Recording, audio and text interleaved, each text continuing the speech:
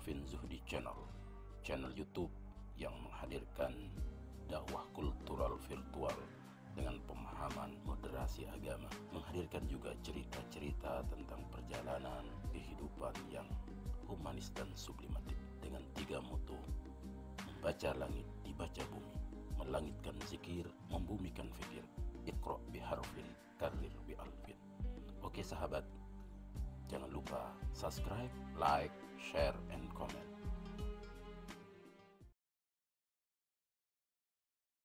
Allahu Akbar, Allahu Akbar, Allahu Akbar. La ilaha illallah, Wallahu Akbar. Allahu Akbar walillahil hamd. Allahu Akbar kabira walhamdulillahi kathira wa subhanallahi bukratan wa asila. La ilaha illallah wahdah sadaqa wa'dah wa nasara 'abdah wa a'azza jundahu wa hazama al-ahzab wahdah. La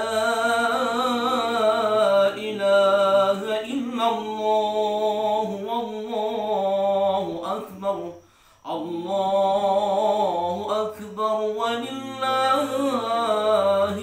hamd. Alhamdulillah, segala puji bagi Allah. Wassalatu wassalamu ala Rasulillah. Alhamdulillahilladzi hadana lihada wa ma kunna linahtadiya laula an hadana Allah. Allahumma salli ala Sayyidina Muhammad wa ala ali Sayyidina Muhammad. Qala Allah Ta'ala fil Qur'anil Karim, Bismillahirrahmanirrahim, Inna a'tainakal kautsar fasalli li rabbika wanhar inna syani'aka huwal abtar. Alhamdulillah, bahwa kita sedang berada di bulan yang arba'atul hurum, 4 bulan yang dimuliakan oleh Allah Subhanahu wa taala. Di antaranya kemarin bulan Zulkaidah, sekarang bulan Zulhijjah. Kemudian bulan depan kita masuk bulan pertama di bulan kalender Islam, yaitu Muharram. Alhamdulillah, kita diberikan kesehatan oleh Allah Subhanahu wa taala. Tentu kita wajib bersyukur bahwa di masa pandemi Covid-19 ini kita tadi sudah kita dengar saudara kita Al-Mukarram Dr.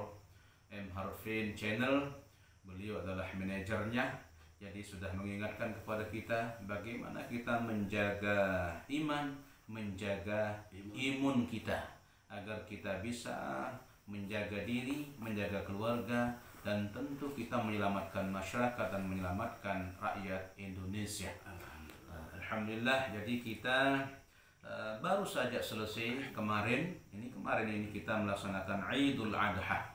Idul Adha diawali dengan puasa.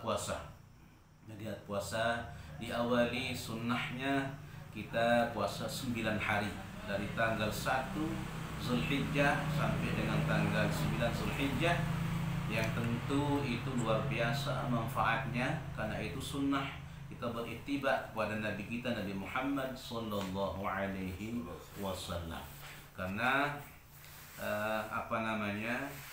kalau kita sudah mengikuti, kita sudah menaati apa yang diperintahkan oleh Allah, dicontohkan oleh baginda Rasulullah Muhammad sallallahu alaihi wasallam, tidak akan kita tersesat selama-lamanya.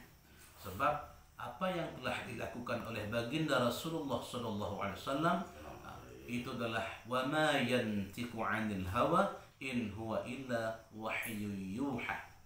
Oleh karena itu Allah telah berikan kita kesehatan, keafiatan, kita diselamatkan daripada pandemi Covid-19 ini. Mudah-mudahan Allah melindungi kita, Allah memberikan kita daya tahan, memberikan kita kemampuan dalam menjaga diri, tidak terlalu berkerumun di dalam masa-masa pandemi ini.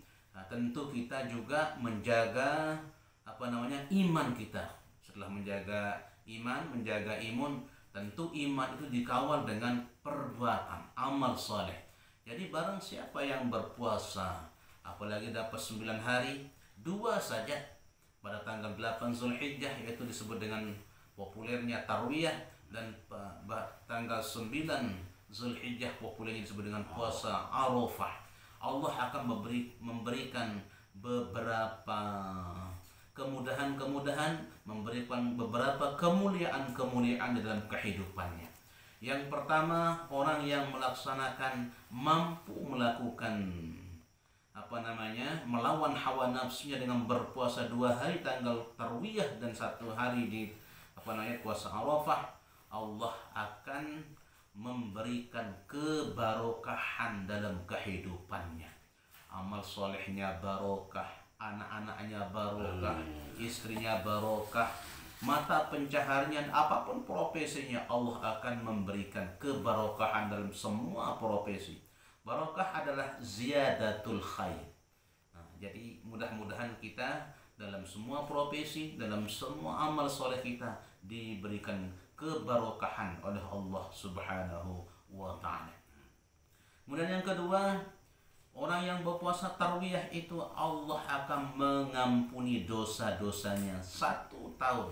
Masya Allah, kita 1 hari saja berapa dosa yang kita pabrik, apalagi 2 hari, apalagi 1 tahun. Tapi itu semua Allah berjanji, innallaha la yukhliful mi'ad. Tidak akan pernah Allah mungkir janji. Apalagi ini disabdakan langsung oleh baginda Rasulullah Muhammad sallallahu alaihi wasallam. Dan kalau kita mampu lagi berpuasa tanggal 9 Zulhijjah, yaitu tanggal puasa Arafah, maka Allah akan mengampuni dosa-dosa kita 2 tahun, 1 tahun yang lalu dan 1 tahun yang akan datang.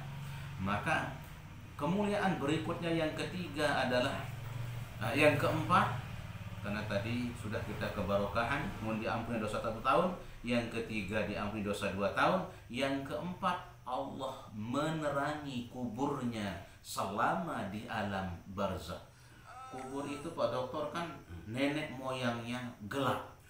Nah, tidak ada ventilasi, tidak ada cahaya sedikit pun, tidak ada jendela kan.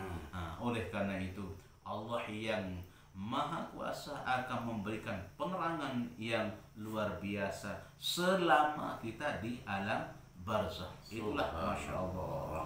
Yang berikutnya, yang kelima, fadilah daripada puasa 2 hari apalagi 9 hari Pak Dokter, kita akan menghadapi sakaratul maut itu dipermudah oleh Allah Subhanahu wa ta'ala. Sebab di saat sakaratul maut itu 70.000 setan iblis laknatullah itu mengerahkan prajurit terbaiknya agar kita mati su'ul khatimah. Tapi kalau kita mengamalkan istiqamah setiap tahun, kita puasa Tarwiyah dan puasa Arafah, maka Allah akan memberikan kita piala terbaik, yaitu mati husnul khatimah.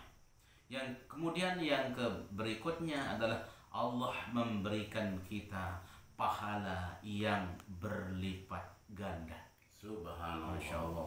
Jadi luar biasa para pemirsa, itu hikmah dari puasa Tarwiyah dan Arafah. Nah, sekarang Tuan Guru, setelah Tarwiyah Arafah kita masuki Yaumun Nahar. Nah, 10 Zulhijjah. Apa keistimewaan Yaumun Nahar Idul Adha ini? Nah, mungkin bisa flashback bagaimana sejarah berkaitan dengan kenapa disebut Udhiyah atau Yaumun Nahri. Dalam Al-Quran kan fasholli li rabbika wanhar, dirikanlah sholat karenaku dan berkorbanlah. Nah, silakan Tuan Guru bisa mungkin aspek sejarahnya, hikmah kurban ini. Terima kasih Pak Dokter.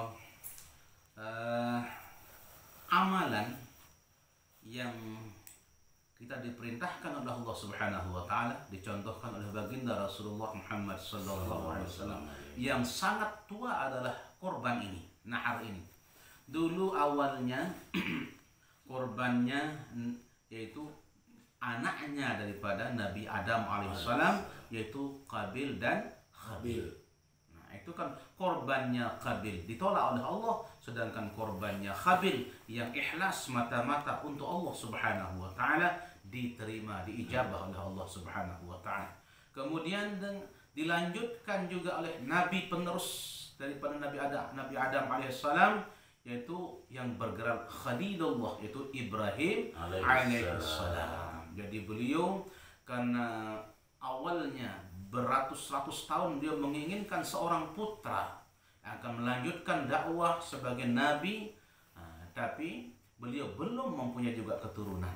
Akhirnya setelah beliau mempunyai keturunan, seolah-olah akan mengurangi cintanya kepada Allah Subhanahu wa taala.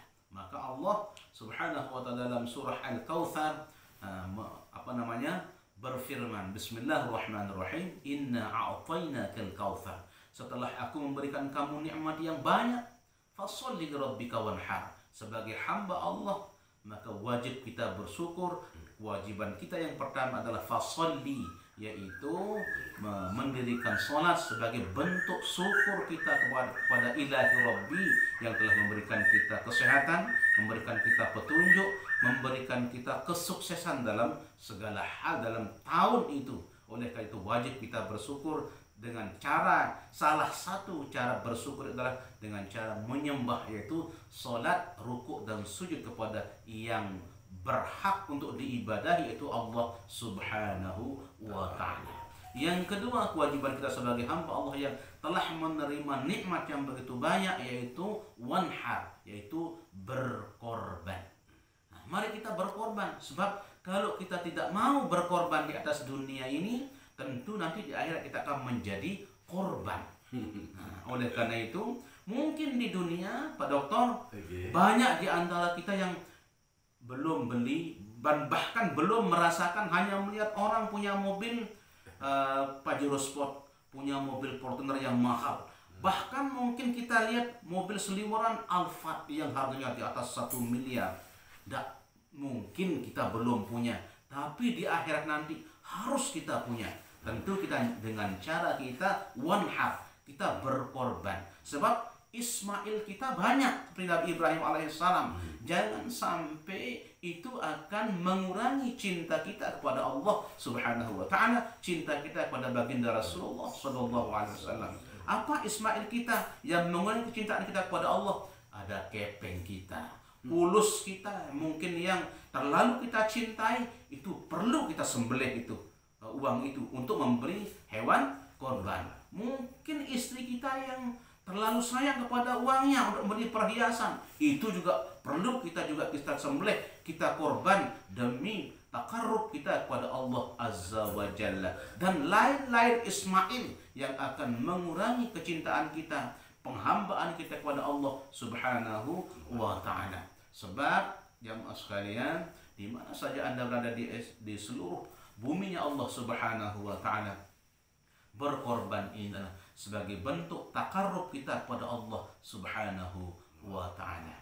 Mudah-mudahan Allah berikan kita kemudahan, berikan kita hidayah agar kita dengan mudah kita untuk memberikan hewan kita, mengikhlaskan uang kita untuk kita membeli, apakah itu bentuknya kambing, apa itu bentuknya sapi, untuk hablum minan nas kita.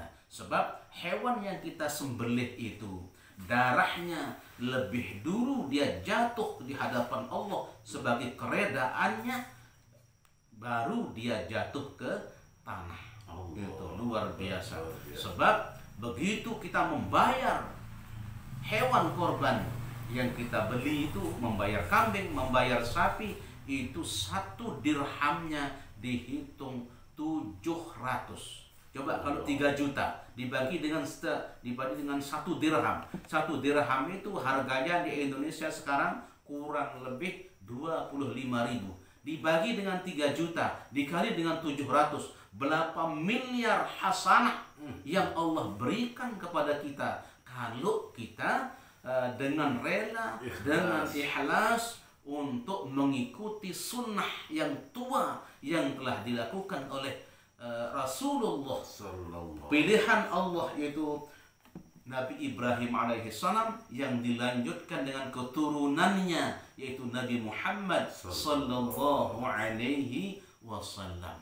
Nah, demikian mungkin agak banyak sekali sebetulnya, tapi diselingi dulu oleh Pak Dr. Oke, baik. Ya, jadi luar biasa para pemirsa, bagaimana tradisi kurban ini adalah tradisi yang sama usianya dengan usia dunia ini.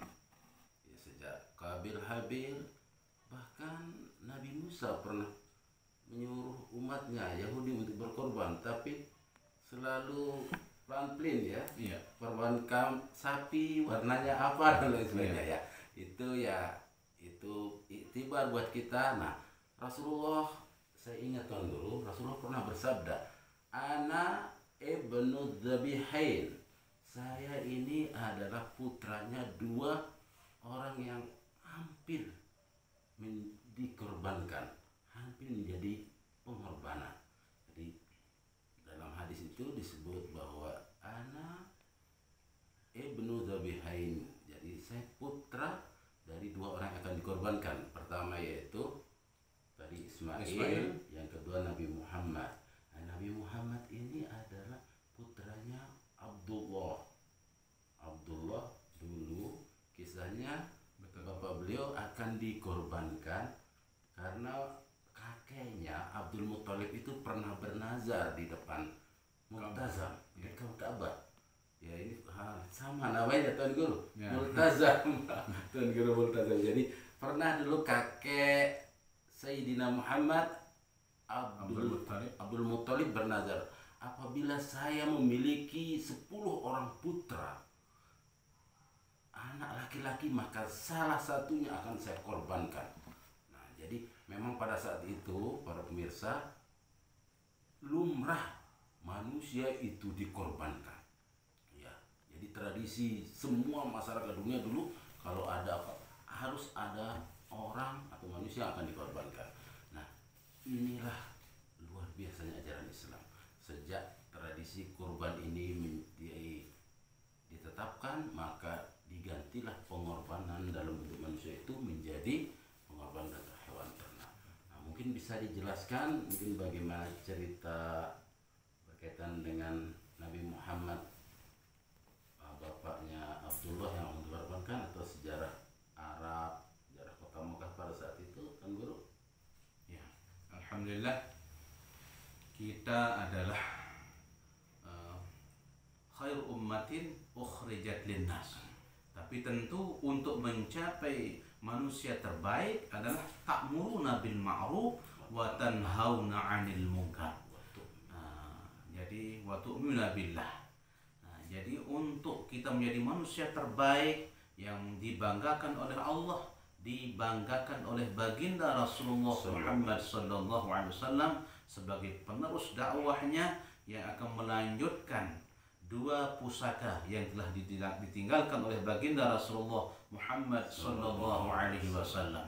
Sebagaimana dulu juga cita-cita, sebagaimana dulu yang dibanggakan oleh Abdul Muthalib, yaitu cucu beliau yang menjadi nabi kita, ikutan kita, yaitu Muhammad sallallahu alaihi wasallam, yang nama di langit adalah min ba'dismuhu Ahmad, sedangkan nama di dunia yang kita kenal adalah Muhammad sallallahu alaihi wasallam.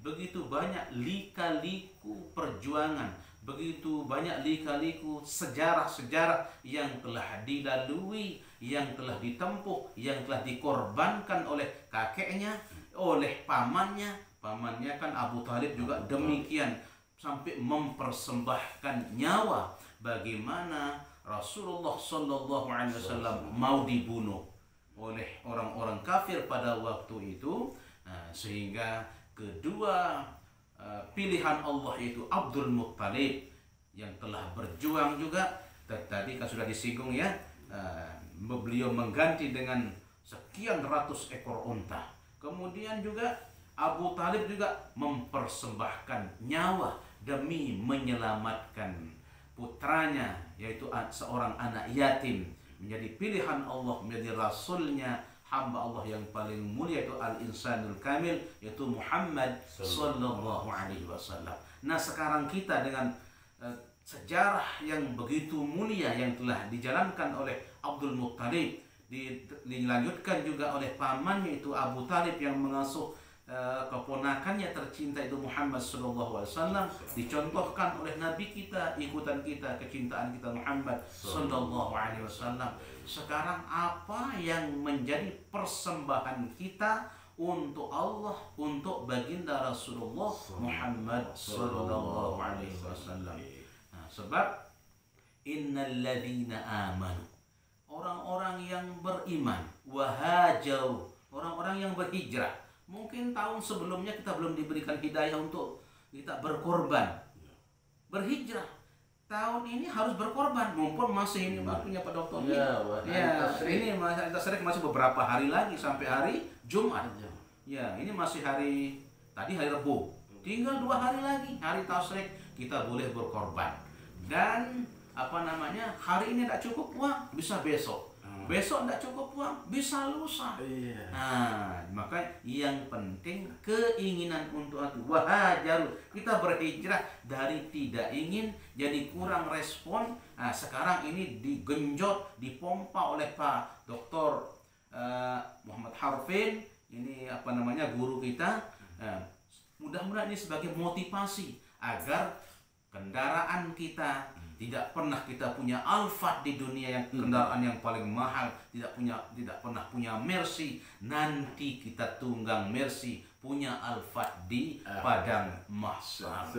Ya, wajahidu fi sabilillah bi amwalikum wa anfusikum. Kita berjihad, kita berkorban untuk siapa? Fi sabilillah, untuk jalan Allah, jalan baginda Rasulullah sallallahu alaihi wasallam. Sekarang berkorban, berjihad dengan apa? Bi amwalikum, dengan harta kita. Sekarang kalau terlalu sayang kita kepada harta kita, apa bisa kita bawa sertifikat untuk kita nanti diselipkan di kain kafan kita? Apakah ATM kita bisa kita bawa untuk mati? Kan mustahil itu akan kita bawa. Oleh karena itu kita titiplah lewat hablum minan nas kepada perut-perut yang lapar, yang membutuhkan. Karena inilah kita sekarang ini kan lagi pandemi, lagi corona, PPKM darurat di Kota Mataram, di Provinsi Nusa Tenggara Barat. Oleh karena itu saling membantulah kita yang kuat ekonominya, membantu ekonomi yang lemah. Sebab sekarang ini kan dengan PPKM darurat, dengan begitu lamanya corona ini tentu ekonomi sangat berpengaruh. Itulah maka kita dibutuhkan saling tolong menolong, saling bantu membantu, tentu dengan salah satu caranya itu lewat kita hablum minan nas, itu menyembelih kambing, menyembelih sapi untuk kita saling menjaga imun kita. Nah, sebab kalau kita bermasker saja tanpa daya tahan gizi yang baik juga mungkin akan lemes nanti. Nah, oleh karena itu untuk daya tahan itu juga perlu gizi yang baik, perlu juga dengan ibadah. Tapi gizi itu bukan hanya ibadah, tapi juga gizi itu juga di tubuh kita, agar kuman, ada penyakit, itu bisa kita bendung dengan daya tahan tubuh yang baik, dengan vitamin yang bagus, makan sayur yang banyak, juga makan daging yang tentu sekali waktu lah, ya walaupun tidak sesering mungkin. Tapi ini sebagai daya imun kita dalam rangka kita menghadapi corona ini. Mudah-mudahan kita baik, luar biasa. Jadi Tuan Guru tadi sudah memaparkan sejarah bagaimana kurban, kemudian tadi ada anjuran anjuran bagi kita yang berkesempatan. Kalau tidak mau berkorban, maka hati-hati. Rasulullah mengingatkan, fala yaqrabanna musalla. Nah, jangan sekali-kali dekat ke tempat sholat kita, sholat kami kalau tidak mau berkorban. Asal mampu tadi, apalagi karena ini bentuk kepedulian sosial, ta'awun, saling tolong-menolong di masa yang sulit ini. Mudah-mudahan kita bisa tercerahkan. Tapi mungkin Tuan Guru ada ijazah doa untuk menangkal corona ini. Karena kita prihatin, ya Allah, semoga Allah mengampuni segala dosa kaum muslimin muslimat yang telah mendahului kita, terutama para ulama, para kiai, para tuan guru seluruh Indonesia. Ini luar biasa ini. Saya sedih kadang-kadang, banyak sekali sahabat kita, kerabat kita, para kiai, para tuan guru yang mendahului kita. Ilmu sudah diangkat kemarin, ulama hadis, Tuan Kiai Haji Dr. Lutfi Fathullah Jakarta, itu ulama hadis yang sangat piawai dan dalam sekali ilmunya di Jakarta itu. Betul.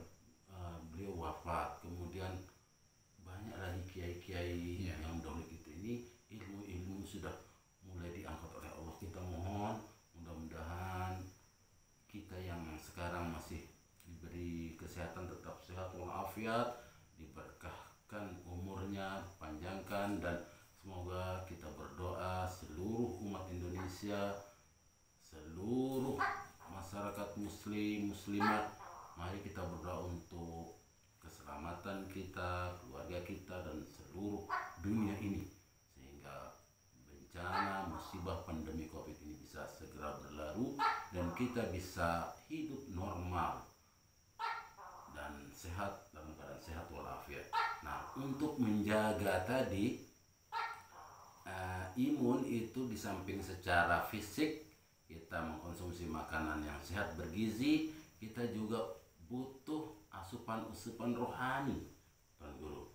Jadi butuh doa-doa, wirid-wirid, mungkin ada ijazah-ijazah doa untuk menangkal segala macam penyakit, virus, bahaya, sehingga Allah selalu melindungi kita semua. Silakan Tuan Guru. Ijazah.